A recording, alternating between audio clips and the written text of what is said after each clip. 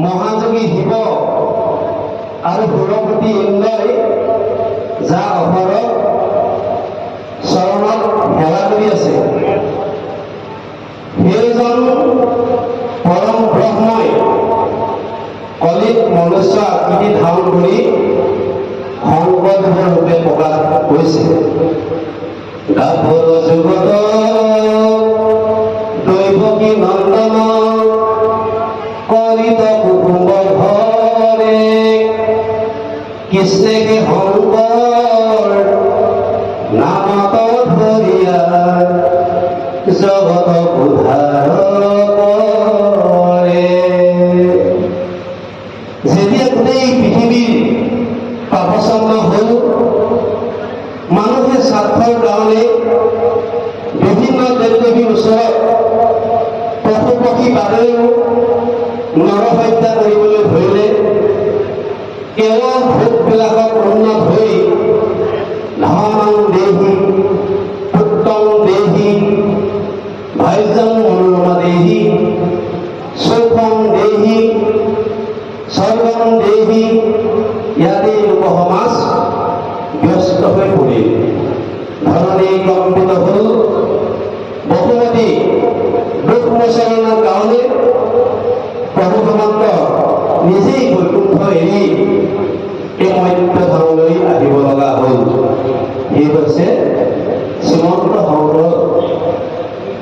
তেখেতে বিভিন্ন দেৱ দেৱী উপাসনাৰ বিৰুদ্ধে কঠোৰ সংগ্ৰাম কৰি এখন হৰিনাম ধৰ্ম প্ৰচাৰ কৰিছিল। এই হৈছে মহাপুৰুষ শ্ৰীমন্ত শংকৰ। এতিয়া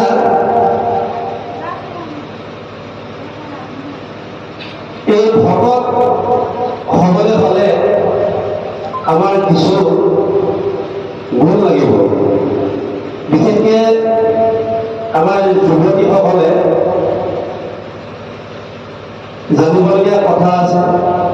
আৰু ভকত আমি নিৰ্বাচনো কৰিব লাগিব, কাৰণ বিষ্ণুৰ ভকত হৈ কোনো মানে শুশ্ৰূষা কৰিব মতে প্ৰথমতে বিষ্ণুৰ ভকত বিষ্ণু ভক্তজনৰ সংগ ল'বলৈ লৈছে। এতিয়া ভকতৰ আমাৰ ঢেৰ প্ৰকাৰ। এই নিবিনৱ সংবাদত আমাৰ ভকতৰ প্ৰকাশ কৰিছে। ভকতৰ খাদ্য কি, বচন কি, গোটেই সমস্তখিনি দেখুৱাই আছে। গতিকে যেতিয়া লক্ষী সংখ্য পাতিছিল, মই এটা কাহিনী কৰি সামৰো অকণমান ৰাতিপুৱাকৈ বেছি দিন ক'বলৈ কোৱা নাই বাৰু, তথাপিতো এটা কাহিনী কম, আপোনালোকে খালি অকণমান মনোযোগ দি শুনিব। যেতিয়া লক্ষী সংখ্য পাতিছিলে, তেতিয়া সাগৰে কৈছিলে, আয়ু তোমাৰ আজি ভয়ংকৰ হৈছে। এই ভয়ংকৰ সভাত সৌৰা গন্ধৰ্ব, কিন্ন, সিদ্ধ, ঋষিমুনিসকল, গতিকে ইয়াত সকলো বহি আছে। তুমি যাকে মন যায় তাকে তুমি স্বামীবন কৰিব পাৰা।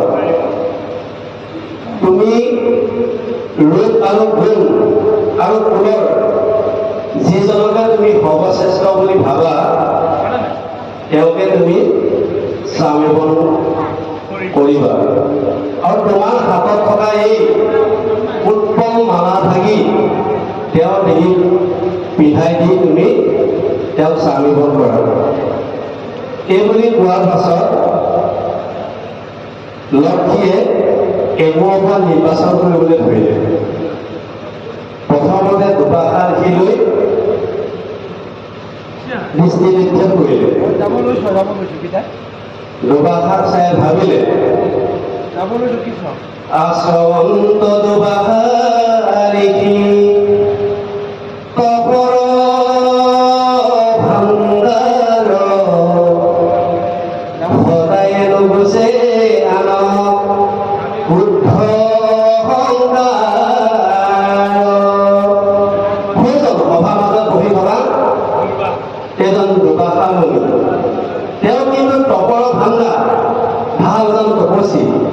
কিন্তু তেওঁৰ মনত ক্ৰোধ আৰু অহংকাৰ ভাৱ কোনোদিন আঁতৰি নেযায়।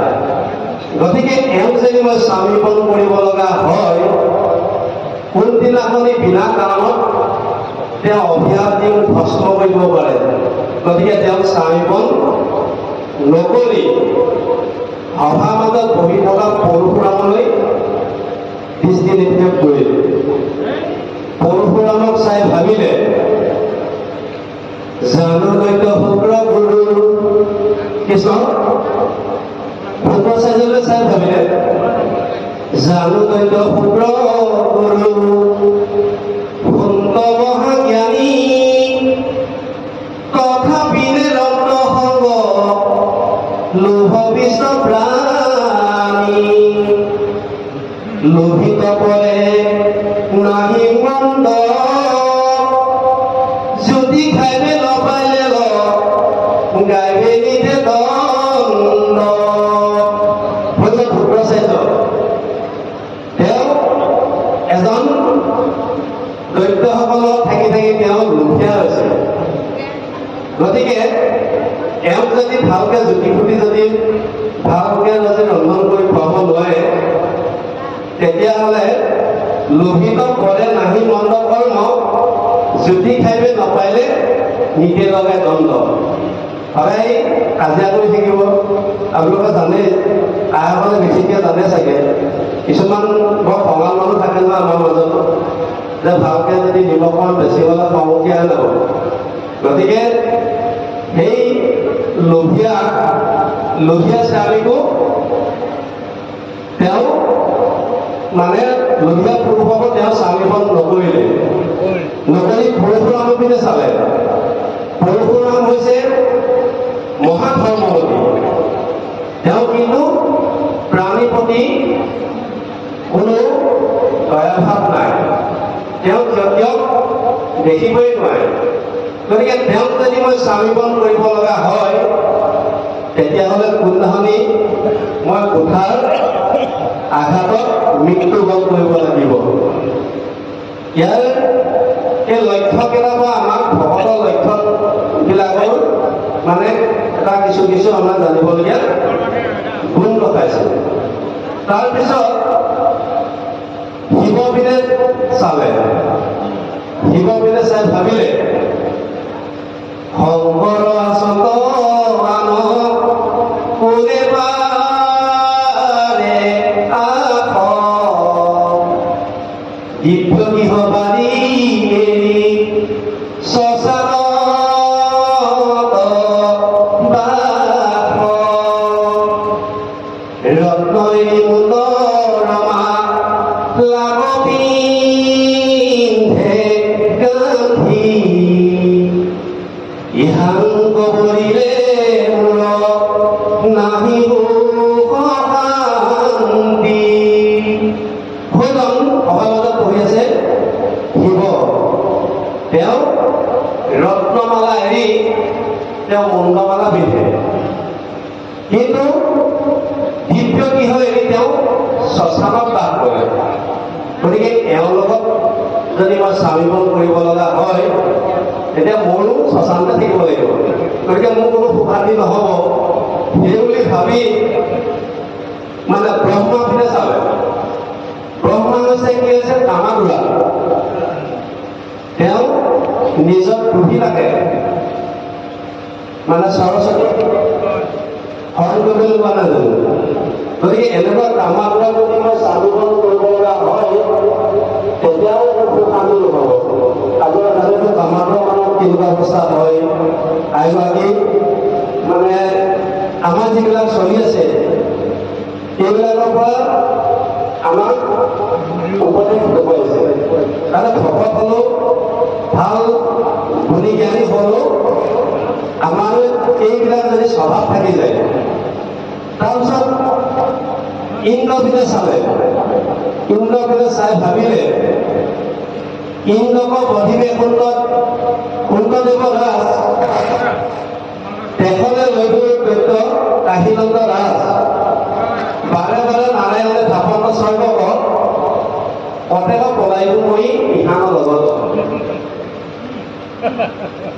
ইন্দ্ৰ হৈছে স্বাৰ্থপৰ চৰিত্ৰহীন আৰু ভয়ালু গতিকে তেওঁক যদি মই স্বাৱলম্বন কৰিব লগা হয় তাৰমানে বাৰে বাৰে দৈত্যসকলে বাৰে বাৰে তেওঁ ৰাজ্যখন কাঢ়ি লয় আৰু ভগৱানে বাৰে বাৰে তেওঁক দিয়েগৈ কিন্তু তেওঁক যদি মই স্বাৱলম্বন কৰিব লগা হয় তেতিয়াহ'লে মোৰ দৈত্য হোৱা ঘৰে ঘৰে গৈ পলাই ফুৰিব লাগিব তেওঁক স্বাৱলম্বন নকৰি ভাবিলে চাৰিদিন হৈছে মানে চাৰিদিন এইবিলাক হৈছে আৰু তেওঁলোকে নাৰী প্ৰতি কোনো আসক্ত নকৰে গতিকে তেওঁলোকে যদি মই স্বাৱলম্বন কৰিব লগা হয় তেতিয়া ময়ো তেওঁলোকৰ বাবে থাকিব লাগিব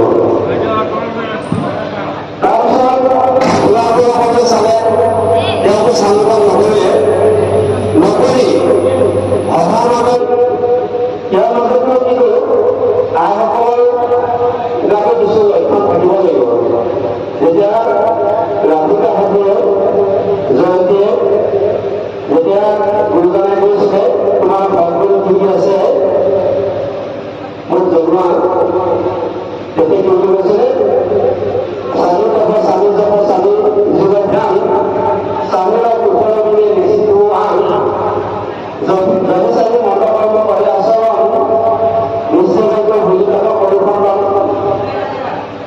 এয়া মুখে মুখে কথা চিঠি